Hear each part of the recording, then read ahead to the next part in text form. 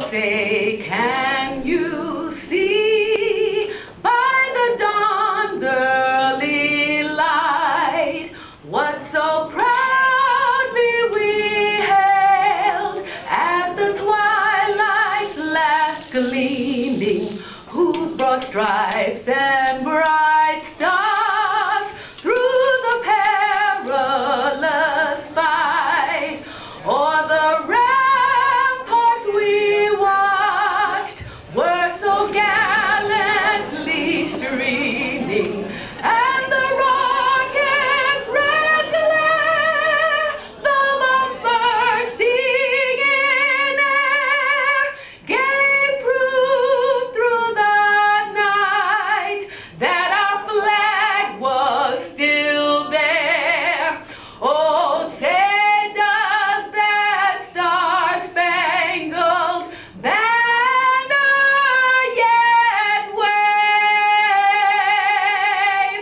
o'er the land of the free and the home of the brave? Listen, I just want to say, one, obviously, thank you guys. Thank you guys for everything you do. Thank you guys for your work. Thank you guys for your support, right? We're supporting working men. We're supporting working women. One of the things I always like to do is, you guys probably know this about me. I always talk about my nieces all the time and my nephews and my little cousins. And every time I'm going to go see them later this afternoon. But one of the things I tell them is, why do you think you have today off? Right? And they're like, oh, to barbecue. Like, no, that's not the only reason why, right? You remind them of what Labor Day means, right? What does Labor Day mean to you? For me, I always tell them it's to recognize all the hard work that men and women do every single day, right? We're the country that works the most and takes the least amount of vacation, right? But there's a reason why America's great, contrary to what you might hear on the national scene, right? But if there's one ask that I have of all of you guys, it's just to go home, make sure you talk to your family members, your friends and neighbors, and just remind them why we take Labor Day. Remind them what the 40-hour work week is, right? Remind them why we actually don't work on, for most people, work on weekends, or why you have an 8-hour workday, right? We're still dealing with these issues. They're not issues that only happened during, probably a lot of it during Franklin Delano Roosevelt's time. These issues still occur now. And so having your guys' support to show working men and women up and down the entire state, across the country and across the world, that here in California we do value our workers and we do value all the hard work that working men and women do. So I just want to say thank you. I don't want to take a lot of time, but give yourselves a round of applause and make sure you do that for me, please, when you go home. So if you guys don't know me, my name's Ryan Nance. I'm third generation carpenter. I'm actually president at Carpenters Local 743. When I ran and I won by 1 vote. And so it's just a reminder, that when you think your voice isn't heard, you think your voice doesn't matter, every single vote counts. Every vote in this room counts. Every voice matters. The reason I'm running for City Council Ward 5, I've always been involved in politics and especially labor politics, but in 2012, as a lot of you guys know, our city voted out prevailing wage on city-funded projects. We're a charter city, and we can do that. And I realized, when I was there, I'm dressed in orange. I just came from work. I've worked out in the field for 23 years as a carpenter, but that day I went to that meeting. I'm still filthy from work. I was building the West Side Parkway, and I watched as our city council, voted out prevailing wage, and then they went through and they spoke into the mic and they said things like, well, this is uneducated labor. Anybody can do it.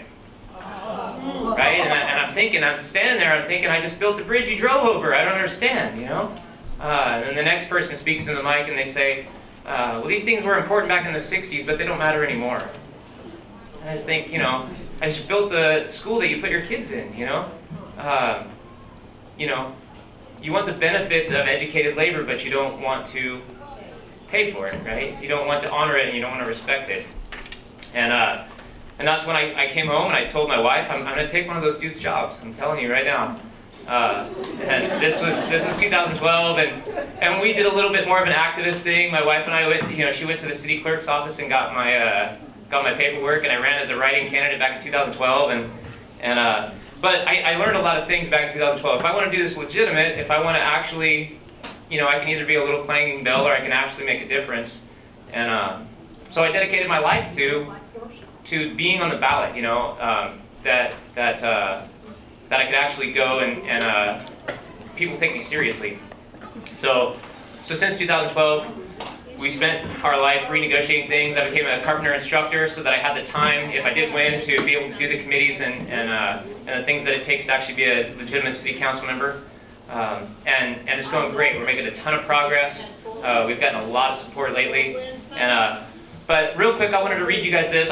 Normally I go to the big Labor Day event down south, and we march with our carpenter brothers, and so I read this last year, but I love it. And so the carpenters, Peter J. McGuire, along with Samuel Gompers, was one of the founders of Labor Day, and Peter J. McGuire was the founder of the Carpenters, and so our organization started in 1881, and so we've had a magazine going since 1881, and if you go online, you can actually read some of those early issues. And so I did. I've been reading them, and so you can start issue 1, and you can read about how at that time they were fighting for.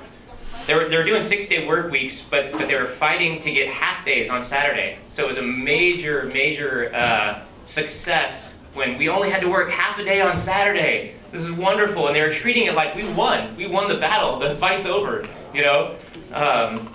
And to see where we've come now, it's a huge amount of progress since then, right? But this is such a great quote. I want to share it with you guys. This is from 1881. This is from the very first issue of the Carpenters magazine. It says, "Labor is the foundation of all capital and the mother of all civilization and progress, and therefore has an eternal claim upon the value and profits of its own productions." So I hear this quote and my brain starts drawing all these word pictures, like if you pick the fruit, if you make the crust and you bake the pie, you deserve a slice, right? You earned it, right? So we have an eternal claim on the value of our own productions, and we have an eternal claim on the profits of our own productions, right? We deserve a slice of the pie. So in the last 4 years, I've been very involved in politics, and this is where I spent most of my efforts and things. But just real quick, so how do we succeed in politics? So we pay attention to those who are running our town, our state, our country. We vote for people who support our way of life. And if your elected officials do something that you disagree with, make your voice known. Contact them, complain, be a thorn in their sides, and that's what I decided to do. That's why I decided to run, because I felt like that's how I could make a difference. So I'll end on this quote, and this is one of my favorites. And this is also from that very first issue, 1881. "Single-handed, we can accomplish very little, but united, there's no power of wrong we cannot defy." Thank you. Just to say quickly 2 important things. First of all, thank you to everyone, all the men and women who make up the labor movement, who work so hard, so tirelessly to build our communities throughout this country, and who protect and build the middle class. And that is something we need to continue to celebrate, so I'm very proud to be here this morning. The second thing, now that I have the mic, it's now the home stretch. Today marks the home stretch of this 2016 election cycle, and I am running for City Council in Ward 2. Thank you. It's a very important opportunity for all of us in our community. I'm running against an incumbent who has been elected 4 years ago, and he hasn't done much for our communities. And Ward 2, by the way, extends not only in downtown and Westchester, but also includes Oleander, Alta Vista, East Bakersfield, 34th Street, Quailwood, West Park, and Park Stockdale. It's a pretty large ward. In fact, it's the second largest ward in the city of Bakersfield. It's a diverse ward. We have some of the highest income earners in our community living in Ward 2, and some of our poorest families living in Ward 2 as well. So I believe that we need an elected leader who can represent all segments of the population. But our current councilman has focused on nothing more but opposing the 24th Street widening project in downtown Bakersfield. And why, you may ask? Well, because he lives just 3 doors down from 24th Street. He also has opposed, on many occasions, downtown revitalization efforts, including, by the way, the Padre Hotel, because he said it would be a boondoggle and would hurt the interests of small businesses. You may ask, why did he oppose such a thing? Well, because he owns a restaurant downtown. So I believe that elected leaders ought to represent all people, not just their own self-interest. And we're giving it our all, trying to win this election on November 8th, working every day, night and day, trying to win this election. And so I would appreciate it if you would consider joining me on my team to take this seat on November 8th. Thank you very much. You know, there's a lot of hoopla going on the national stage. Wouldn't you agree? There's a lot of fighting and a lot of hoopla on the national stage. So I was thinking about it, and it's like, how can we best affect change, right? And my best thought was, in this year, that if I want to contribute something, if I want to give something back and add to this national conversation in any minor way, and an effective way, I thought that the best place for me would be to run as a candidate. And that's why I'm running for Wasco City Council, to represent my community, my residents, my neighbors, because they've all urged me to run and give them a voice, a new vision, the new leadership that they deserve, and the new voice that they deserve. And that's why I'm running. There's a lot of candidates in this race. There's a couple other Democrats, but I am the only one that's endorsed by the Central Labor Council, and I'm proud of that. And I'm going to launch a serious campaign, the only candidate that's going door to door, that has the endorsement of the president of the school board, that's going to go and speak to the residents face to face, because that's the only thing and the only way that I know how to win.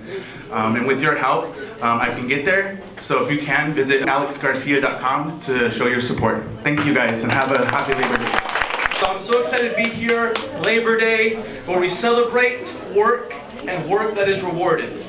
And so from the Okies who traveled west during the Dust Bowl over to Arvin, to the immigrants who crossed borders in search of a better life, to families from big cities far and wide looking for a nice place to settle their families and raise their families.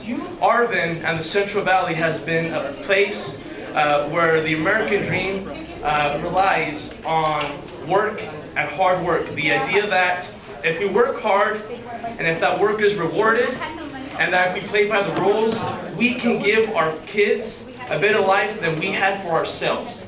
And in this election, we can do something about it, and we all have a responsibility to make sure that the hopes, the dreams, and the aspirations of the people here in the Central Valley will live on. And we can do something about it in this election. We can do something about it in the mayor's race of Arvin, which I decided to be a candidate in. We can do something about it in Ward 2 and Ward 5 in Bakersfield. We can do something about it in the Kern High School District. We can do something about it in Wasco and elected offices all throughout the Central Valley. And so we can fight to make sure that a brighter future for our families is there. A future where we can attract good paying jobs that pay a living wage, a prevailing wage, that also provides the goods and the services that the people of Arvin and the Valley need.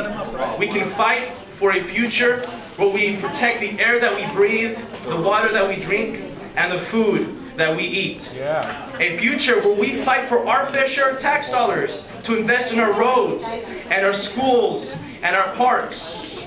A future where we can disrupt the school to prison pipeline that suspends, expels, and sometimes imprisons too many of our brothers and sisters of color.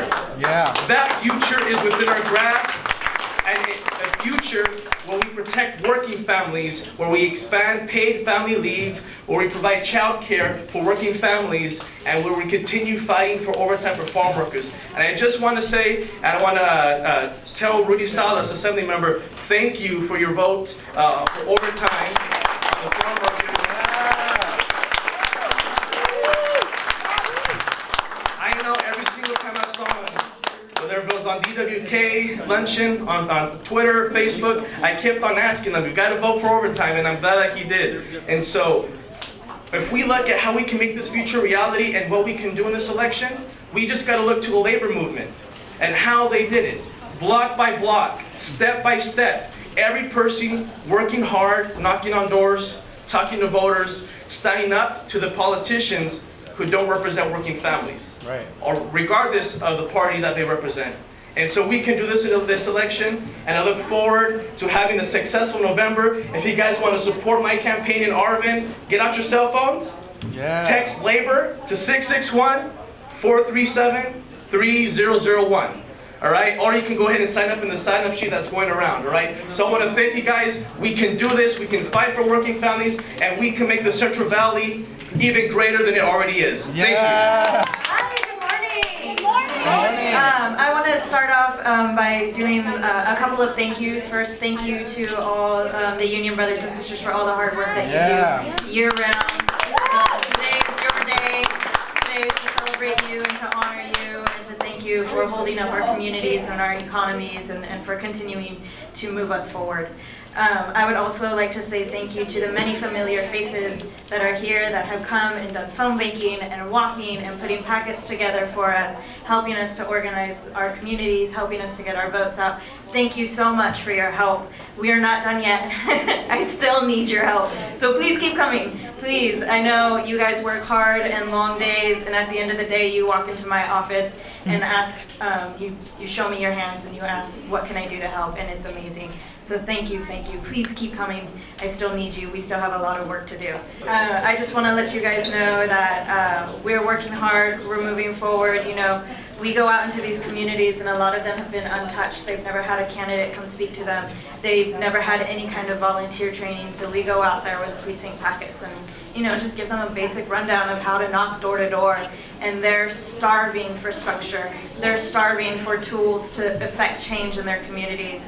And it really is up to us to go out there and continue to organize and organize. We're utilizing those strategies that my grandmother and Cesar utilized back in the 60s and the 70s and the 80s, you know, those sidewalk strategies of just getting face to face with people. That really is what is going to get us through the finish line. We're never going to have enough money to compete with Mateo. He's going to have $2 million to throw against us, and we just can't do that. But we can knock on every door. We can talk to every voter. We can make sure that every ballot is turned in. That we know how to do. We know how to do it like the back of our hands. And I need your help. So please keep volunteering. Please come talk to me if you're interested in helping. Christian Romo is here as well. He's one of my field organizers. Please go talk to Christian. Make sure you get signed up to our email list. And thank you so much for your time. Happy Labor Day. It is a real crucial year this year. We're going to have the first woman president. Come on, you can do better. First woman in office. And there's major changes for labor because we have 2 seats at the Supreme Court, right? We're tired of fighting and fighting. You guys know what happened with Fredericks, right?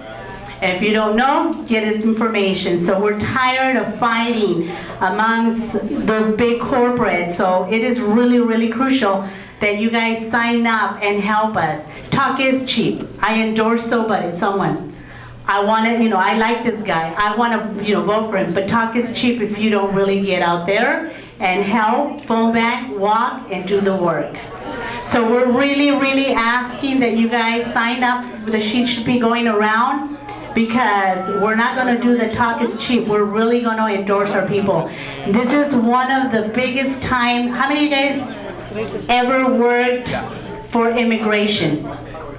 You guys were involved. You guys know what a tough wall we came upon. Well, now we got the chance to get Emilio Huerta in there. And we really need to make sure that Emilio makes it. So, brothers and sisters, the battle has just begun and we're going to win. Labor has been around for a century, a minimum, We started this country and we created the way that the work week looks, the 40 hours, the 8-hour days, overtime pay. All of these things to commemorate the working family members that we have in our communities and every day. So you guys are the true working class heroes. All of our individual unions, we do a lot of great work, but when we come together as one, then we can truly make things happen and change positively for our families. So to talk a little bit about my union, we're the United Domestic Workers, and I don't know how many of you know, but I hope a lot of you guys know exactly what we do, because like he says, it's a really hard job. We take care of elderly, disabled, and just our family members, so that instead of having to place them in an institution, we can keep them in our homes, caring for them where they grew up, where they have their family, and they can have whoever they want take care of them, instead of having them some sort of facility, institution, where they're going to get not the same quality of care that you would provide for a family member. So we support bills like AB 1584. You know, we want to see the increase in the SSI, and we're currently working on getting the FICA deduction for all of our working class family members, because it's not only fair if you're working for the program, and just because you're caring for a spouse or a child and you don't get to have access to retirement or disability, then that's not right. So we're changing these laws for our working class people, for our elderly class, our disabled population. And so thank you for everyone who does all this work, and thank you for coming out today. Hope you guys enjoy the rest of your day.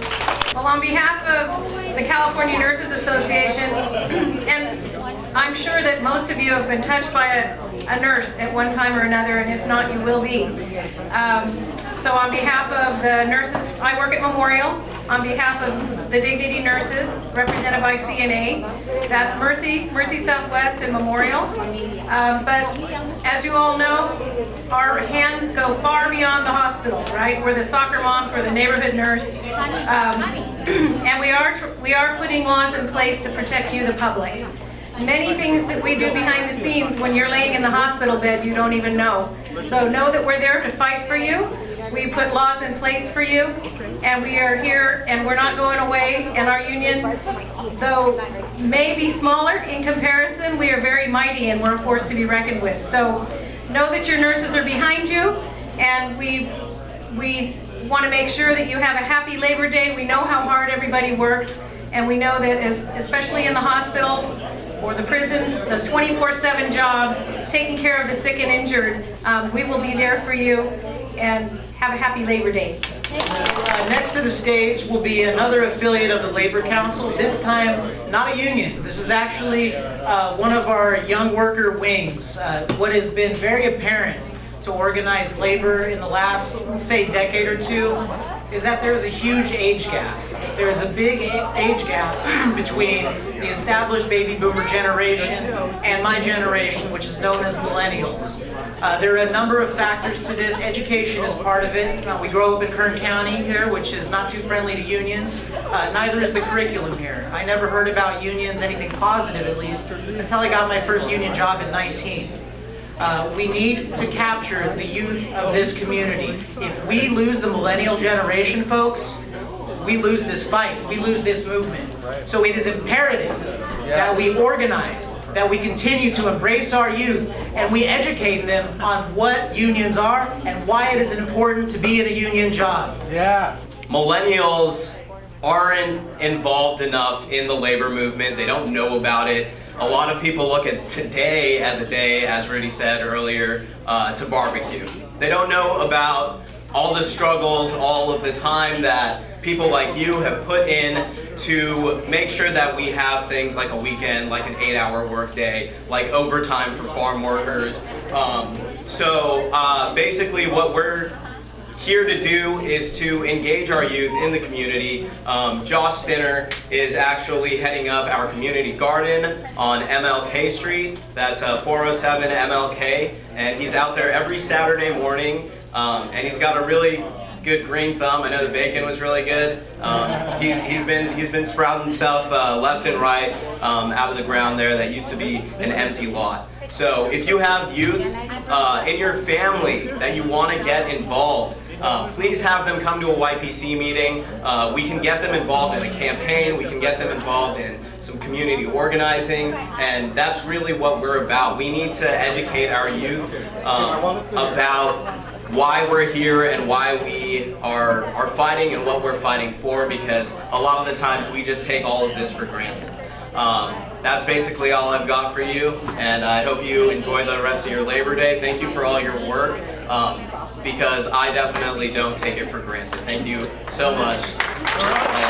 Thank you all for coming out today. Thank you for celebrating labor with the people who invented Labor Day. We can't thank you enough. Let me remind us about one thing as we move on this year in 2016. We've had a lot of victories. We've had some setbacks. But for the remainder of this year, this body and all of our members and friends and family, we must remain unified. Unity will see us through this election cycle. Irregardless of what happens at the national presidential level that is out of our hands right now, we need to focus on local campaigns. We have races from school board to city council to board of supervisors to assembly. We have congressional races and on top of the presidential race. So there is no shortage of races that we can help affect this year. We need to volunteer. We need to make sure that we're turning out, and we need to make sure that we're communicating to our friends and family. Because all too often, I think, and I'm guilty of this too, we get stuck in that, oh, it's an R versus D thing, right? Well, as a representative of organized labor, I can tell you party affiliation is irrelevant. We support anybody, R, D, or I, that stands with working people and stands with labor. I don't care what side of the aisle you're from, we will stand with you if you stand with us.